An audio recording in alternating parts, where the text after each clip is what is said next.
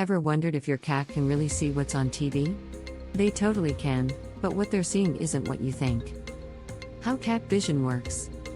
Cats see the world differently from humans for several reasons. Let's break down the 3 biggest differences. First, cats can see in the dark. Well, almost. Their retinas are densely packed with photoreceptor cells called rods, which are responsible for vision in low light. Plus, cats have an extra reflective layer in their eyes called the tapetum lucidum that reflects light back through the retina. This is why cat eyes glow in the dark when light hits them. These 2 features combined mean cats are uniquely adapted to see in low light conditions, perfect for hunting at dawn and dusk when they are most active. The high density of rod cells also helps cats detect slight movements with incredible accuracy, even from a distance. Second, cats see fewer colors than we do. The feline eye has fewer color receptor cells, called cones, than the human eye. Because of the types of cones cats have, they can see blue colors and anything at the violet end of the spectrum. But colors at the red and orange end? Those appear as dull grays to them. Third, cats are more nearsighted than humans. What you can see clearly from 100 feet away, a cat would need to be 20 feet away to see just as clearly. Again, this makes sense for their evolutionary history as hunters who needed to see clearly at close range in low light. Flat screen TVs versus old TVs. So what do cats actually see when they watch TV? We know it's different from what we see, because of those vision differences I just explained. But here's where it gets really interesting. Modern flat screen TVs have completely changed the game for cats. Here's why.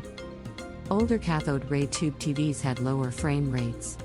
Humans only need to see about 16 to 20 images per second to perceive continuous film instead of flickering images. But cats? Cats need 100 frames per second. Dogs need about 70. This means that old CRT TVs probably looked like flickering strobe lights to cats. Not exactly pleasant viewing. Modern flat-screen TVs have much higher frame rates, which results in smoother motion and less flicker on the screen. This makes them far more appealing to cats because the images appear more realistic and less jarring. Modern TVs also have less blue light exposure compared to older CRT screens. Does this matter for cats? No one is really sure yet. But it's possible that the higher frame rates and reduced flicker of newer TVs make them more watchable for cats than older technology. Research shows that cats may be entertained by the shapes, patterns, colors, or movement on the screen. And some of what they see appeals to their innate hunting instincts. Why some cats watch TV and others don't? Not all cats care about TV. And that's completely normal. Research shows that how cats respond to what they see on TV depends partly on how strong their hunting instincts are. Watch for these clues that your cat is paying attention. Dilated pupils, a stiffened body, and flattened ears are possible signs of stress. Narrow pupils, ears forward, and an upright posture show they're more intrigued. Over my many years living with cats, I've seen them swat at the TV screen to try to catch a tennis ball in flight or a flapping bird. I've also seen cats go right up to the screen to take a closer look. One of our cats even tried to get behind the TV as he tried to figure out where the bird or fish he was just watching had gone. Cats often respond with great interest to any sound of meowing or purring, sometimes chirruping at the TV or looking vigilant as they try to work out what's happening. After all, they can see an intruder but there's no scent. How strange for them. A fascinating study looked at 125 cats in a rescue shelter to see if they actually liked watching TV.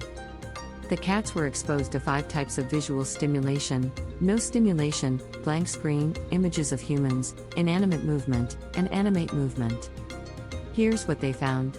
Cats spent relatively little time, only about 6%, looking at the television monitors. But cats exposed to programs showing animate and inanimate movement spent significantly more time looking at the monitors than those watching humans or a blank screen. The cat's attention decreased significantly across 3 hours, suggesting they got bored as they got used to it. But here's the interesting part. Cats watching animate movements spent less time sleeping and more time in the exercise area of their pens.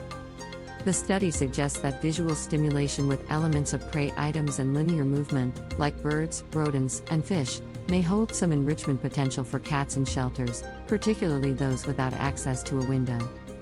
Should you leave cat TV on? So should you leave cat TV on for your cat all day? I'm not convinced. And here's why. Your cat is not just going to park himself in front of the TV all day. He's far more likely to wander off to find something else to do or just go to sleep. First concern, anxiety. If your cat thinks there are other cats or animals in the house from what he sees on TV, he might start marking his territory. That's the last thing you want. Second concern, stress. If the TV is on all day and there's no way to escape from it, it could be downright annoying for your cat, especially if the volume is high with lots of loud noises, or the flickering is too intense. Third concern, frustration. Cats with a high prey drive may become frustrated with their inability to catch prey they see on the screen. It's similar to the problem with laser pointers. You need to let your cat catch something from time to time so he can complete his predatory sequence. With a laser pointer, you can throw down a physical toy for him to grab. But with something on TV? That's more challenging. And finally, risk of injury. There's a chance your cat could get too enthusiastic and swat the screen too hard. He could break it, or if it's not connected to the wall, knock it over. All in all, some form of cat TV may be a good enrichment option for cats who are sedentary or recovering from illness or injury. But for the average house cat, there are usually more species-appropriate ways for him to spend his time. Things like interactive play with you, puzzle feeders, window perches with a view of real birds, or good old-fashioned cardboard boxes. Your cat will thank you for it. For more insights about your cat, including 5 easy enrichment hacks, grab your free behavior guides today. Links are below. And if you found this video helpful, hit that like button and share it with a fellow pet parent who needs to see this. Don't forget to subscribe to the Cat and Dog House for more deep dives into pet behavior. Thanks for watching. Come see us at catanddoghouse.com/cats.